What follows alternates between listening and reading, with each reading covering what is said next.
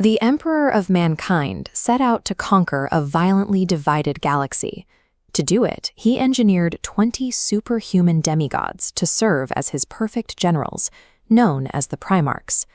The Emperor extracted his own complex DNA to create a pure genetic template, splintering it into 20 specialized genomes.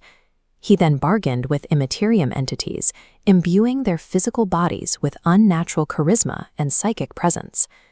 That engineered perfection carried a severe cost. Because these beings possessed such immense psychic weight, their souls shone brightly in the warp, drawing the gaze of the ultimate cosmic predators.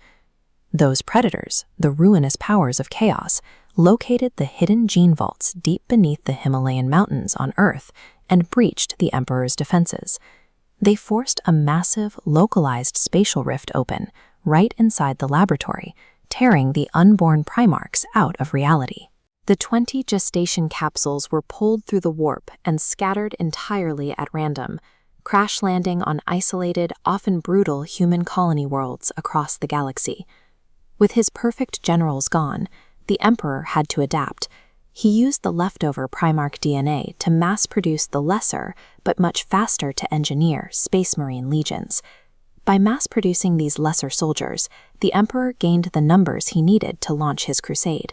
He left his 20 superhuman sons stranded in the darkest, most unforgiving corners of the galaxy, completely exposed to the forces he was trying to hide them from. When the Emperor's flawless genetic engineering collided with the extreme environments of those isolated colony worlds, the results varied wildly. Some landed in highly structured societies.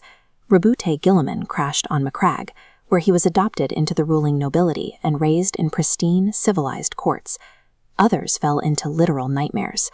Mortarion grew up fighting for his life on Barbarous, a toxic ash world bathed in radioactive fog. And some Primarchs endured profound physical trauma. This clinical schematic shows the skull of Angron, who was enslaved by the gladiator lords of Nuceria. They drew crude, invasive metal spikes deep into his cerebral cortex to permanently spike his aggression. Because of their superhuman biology, every single Primarch eventually conquered their respective homeworld, but their developing minds absorbed the specific traumas, the violence, and the cultures of the environments that forged them. When you look at the extremes they survived, you have to ask, at the end of their adolescence, were these beings still the Emperor's flawless creations, or had they been irreversibly damaged by the hellish worlds they grew up on? Decades later, the Emperor's Great Crusade arrived in orbit above these scattered worlds to locate and reclaim his lost sons. One by one, the Primarchs were reunited with their creator.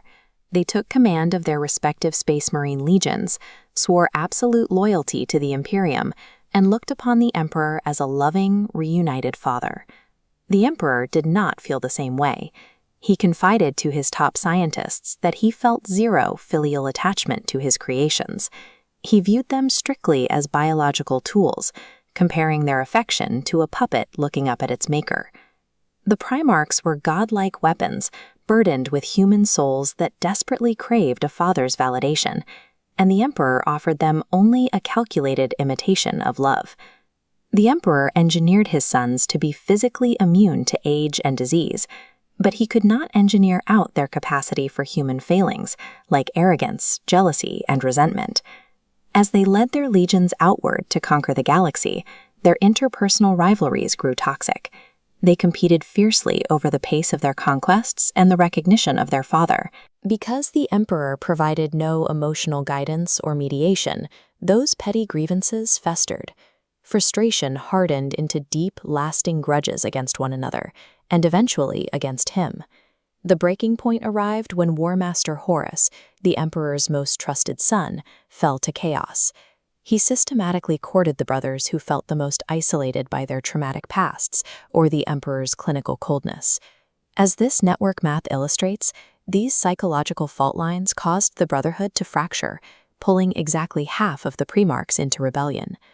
The very traits that were supposed to make the Primarchs empathetic, dynamic leaders, their fierce emotion, their boundless ambition, and their free will, were exactly what made them susceptible to the galaxy's ultimate corruption. The ensuing interstellar civil war ended in an apocalyptic stalemate. Brother fought brother, until the traitor Horus was finally killed, and the Emperor was mortally crippled, confined forever to a life support throne. The survivors met completely fractured ends. The traitors fled into the warp and mutated into immortal demons. The loyalists died in battle, disappeared into self-imposed exile, or retreated into stasis sleep. The Primarchs were conceived in a pristine laboratory to be humanity's flawless saviors, but because of their all-too-human flaws, they became the exact instruments of the Imperium's permanent doom.